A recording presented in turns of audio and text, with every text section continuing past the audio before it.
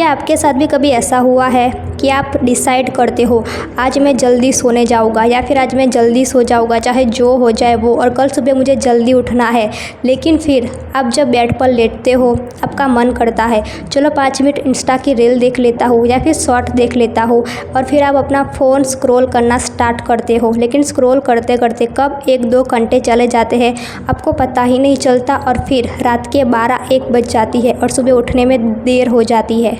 फिर आपका सारा काम अपने आप ही लेट होता जाता है और आप पूरे दिन चिड़चिड़े फील करते हो। क्या आपके साथ भी ऐसा हुआ है? अगर हाँ तो ये वीडियो सिर्फ आपके लिए है। मैं तुम्हारी पूरी स्लीप साइकिल रीसेट कर सकती हूँ, वो भी सिर्फ 5 मिनट में, वो भी साइंटिफिकली प्रूवन तरीके से।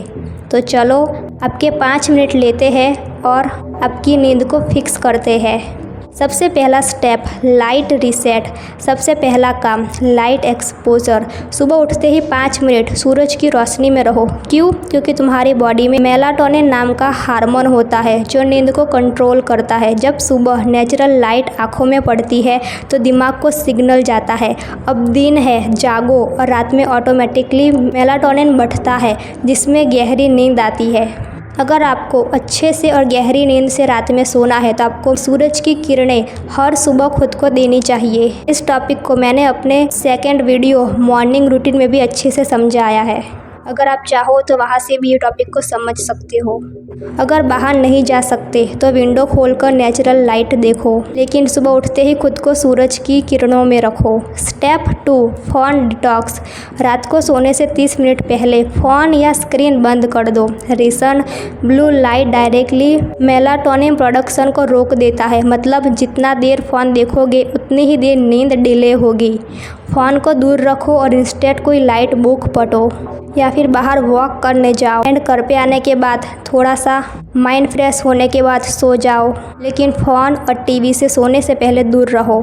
अगर आप चाहो तो एक डायरी बना सकते हो और सोने से पहले रोज़ उसमें एक पेज आपको जो करना है वो लिख सकते हो। Step 3 4-7-8 breathing technique. अब आता है सबसे powerful step 4-7-8 breathing technique. Science कहती है कि जब हम स्लो ब्रीथिंग करते हैं तो बॉडी का पैरासिम्पैथिक नर्वस सिस्टम एक्टिव होता है जिससे स्ट्रेस और एंजाइटी काम होती है।